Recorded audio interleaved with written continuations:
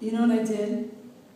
I put something right after that poem that was funny, so I could just transition us out of that feeling. And now that feels awkward.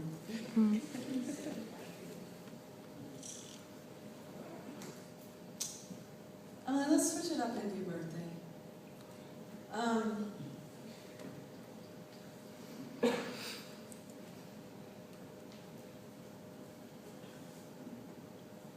Sometimes I just have nothing to say up here.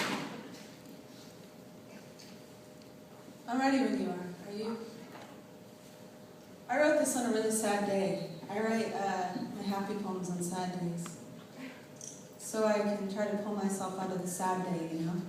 And I write my sad poems on sad days too. So basically when I'm happy, I ride my bicycle.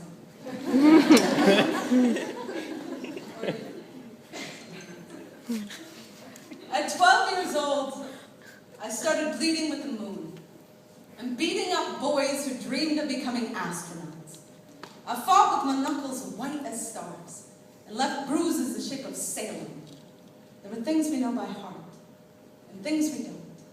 At 13, my friend Jenn tried to teach me how to blow rings of smoke. I'd watch the nicotine rising from her lips like halos, but I could never make dying beautiful. The sky didn't fill with colors. At night, I convinced myself veins are kite strings you can only cut free. I suppose I love this life, in spite of my clenched fist. I'll open my palm and my lifelines look like branches from an aspen tree. And there were songbirds perched on the tips of my fingers. And I wonder if Beethoven held his breath the first time his fingers touched the keys, the same way a soldier holds his breath the first time his finger clicks the trigger. We all have different reasons for forgetting to breathe. But my lungs remember the day my mother took my hand and placed it on her belly and told me the symphony beneath was my baby sister's heartbeat. And I knew life would tremble, like the first tear on the prison guard's hardened cheek, like a prayer on a dying man's lips, like a vet holding a full bottle of whiskey, like an empty gun in a war zone. Just take me. Just take me. Sometimes the scales themselves weigh far too much. The heaviness of forever balancing blue sky with red blood. We were all born on days when too many people died in terrible ways. But you still have to call it a birthday, y'all.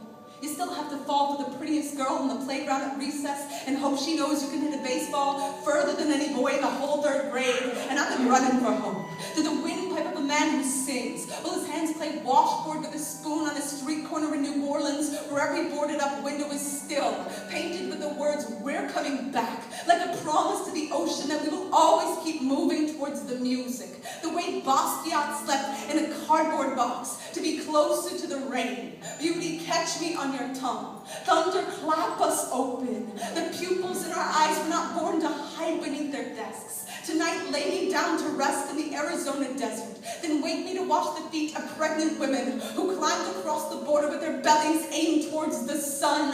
I know 1,000 things louder than a soldier's gun. I know the heartbeat of his mother. Don't cover your ears, love. Don't cover your ears, life. There was a boy writing poems in Central Park, and as he writes, he moves and his bones become the bars of Mandela's jail cell stretching apart. And there were men playing chess in the December cold who can't tell if the breath rising from the board is the proponents of the road. And there's a woman on the stairwell of the subway swearing she can hear Niagara Falls from a rooftop in Brooklyn. And I'm remembering how Niagara Falls is a city overrun with vendors and traffic and strip malls in one incredibly brave river that makes it all worth it, y'all. I know this world is far from perfect. I am not the type to mistake a street light for the moon. I know our wounds are deep as the Atlantic, but every ocean has a shoreline, and every shoreline has a tide that is constantly returning, to wake the songbirds in our hands, to wake the music in our bones, to place one fearless kiss on the mouth of that brave river that has to run to the center of our hearts to find its way home.